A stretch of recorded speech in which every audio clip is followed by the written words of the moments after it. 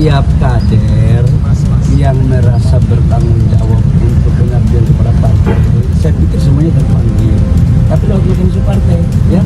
Siap berarti. Jadi munaslup siapa? Lewat mekanisme partai, oke?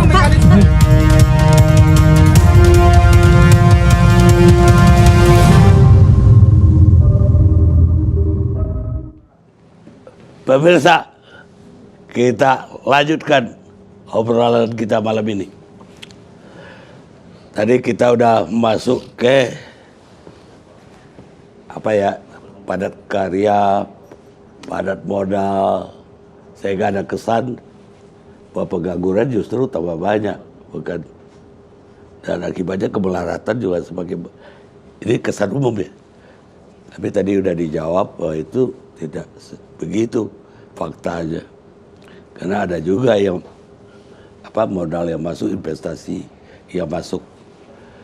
Tapi saya ingin nanya, walaupun tidak ikut diurus karena udah di tangan Menko Invest Maritim, Menko LBP, soal mobil listrik Tesla yang Elon Musk. Pak Jokowi udah sampai datang ke pabrik Elon Musk, menemui Elon Musk dan diterima langsung oleh si orang kaya itu. Tapi kita berharap dia nanam di pabrik mobil listrik itu di Indonesia. Ternyata dia nggak invest di sini, malah invest di Malaysia, bahkan India. Ini kenapa mereka nggak percaya? Padahal orang Indonesia itu lebih konsumennya dibanding Malaysia, nggak ada apa-apa ya Malaysia. Sini 270 juta. Ya bawa mobil di jalan, lihat aja itu tiap hari. Ini kira-kira apa kelemahan kita? Segencar itu kita punya lobby ya. Anwar Ibrahim nggak sampai ketemu sama Elon Musk, tapi Elon Musk masuknya di Malaysia. Kalau dia oke lah, dia punya populasi juga luar biasa. Ini kelemahan kita apa sebagai Menteri Invest melihatnya? Yang pertama Pak Karni, saya ingin mengatakan bahwa yang ditugaskan khusus untuk mengurus investasi Elon Musk, Tesla, itu adalah Menko saya, ya. Pak Luhut. Beliau itu adalah orang hebat yang punya hubungan jaringan yang sangat luar biasa. Apalagi di Amerika dan China, beliau punya hubungan itu. Dan waktu itu kami membagi kerja. Saya mengurus Foxconn dan LG. Pak Menko saya itu mengurus Tesla.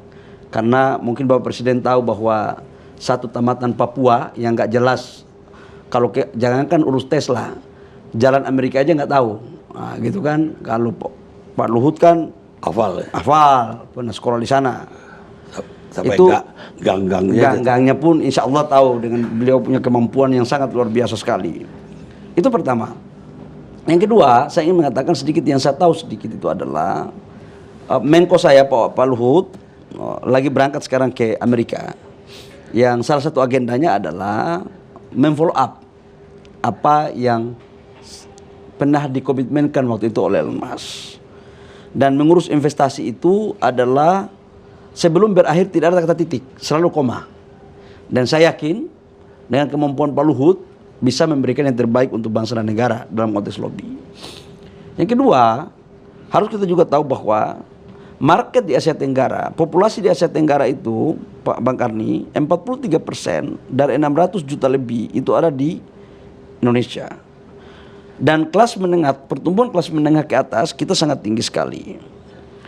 Menurut saya, secara makroekonomi, negara kita itu adalah salah satu negara terbaik di dunia, di mana pertumbuhan kita di atas 5,3% di 2022. Kemudian inflasi kita sekarang di bawah 4%. Neraca perdagangan kita surplus 27 bulan berturut-turut, dengan neraca perdagangan kita, neraca bayar kita juga yang bisa terukur. Nah, terkait dengan Malaysia. Yang saya tahu, dia tidak membangun industrinya di Malaysia, tapi dia membangun dealernya, distribusinya di Malaysia. Dealer. Jadi bukan pabrik mobilnya. Karena menurut saya akan lebih efisien dia bangun di Indonesia. Kenapa? Karena 40% komponen mobil listrik itu adalah baterai. Dan Malaysia nggak punya cadangan bahan baku sebaik Indonesia dalam konteks untuk mobil. Dan ingat Bang Karni, untuk industri baterai mobil, negara di Asia Tenggara pertama yang membangun dan akan berproduksi di tahun 2024 bulan Februari adalah Indonesia, LG di Kerawang. Jadi feeling saya, intuisi saya sebagai mantan pengusaha dan menteri investasi yang selalu berdiplomasi dengan negara-negara tersebut termasuk Asia Tenggara, rasanya sih insya Allah itu untuk manufakturnya akan dibangun di Indonesia. Jadi di Malaysia itu adalah dealernya, mendealernya. Artinya kalau mendealer ini doang yang terjadi, kita beli mobilnya lewat Malaysia. Malaysia, iya. Tapi kan kita nggak bodoh. Kita BYD kita dari Cina di sini. Kemudian Hyundai kita bangun.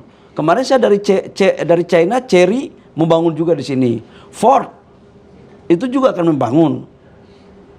VW akan membangun ekosistem baterai mobil. Jadi investasi kita untuk ekosistem baterai mobil Bang Karni itu tidak hanya dimonopoli satu negara. VW akan bangun di Indonesia. Ford akan bangun di Indonesia. Foxconn akan bangun di Indonesia. Jadi katakanlah terjelek, katakanlah Tesla juga mau main-main, ya bukan berarti kita hidup hanya karena Tesla, Bang Karni. Kita harus punya pride, kita harus punya wibawa negara ini. Tapi kita harus maksimal. Dan sebagai wujud keseriusan pemerintah di bawah pimpinan Pak Jokowi, Pak Luhut diutus oleh Bapak Presiden untuk melakukan kunjungan ke luar negeri, termasuk ke Amerika, yang insya Allah akan melakukan komunikasi dengan Tesla. Bulan ini. Oh sudah berangkat kalau tidak salah. Sudah berangkat. Jadi kayak pemerintah lebih melihat bahwa ini si Mas ini lebih strategi bisnis saja sebagai pedagang. Kalau saya melihat hanya dagang aja. Ya strategi lah atau taktik. Seolah-olah gak kepingin kita supaya apa yang dia minta. Saya selalu berpikir begini Bang Karni. Karena mungkin saya dari kampung ya. Ini cara berpikir yang di luar kelaziman. Kita itu merayu investor, tapi kita harus punya harga diri. Tangan kita itu cuma sampai segini.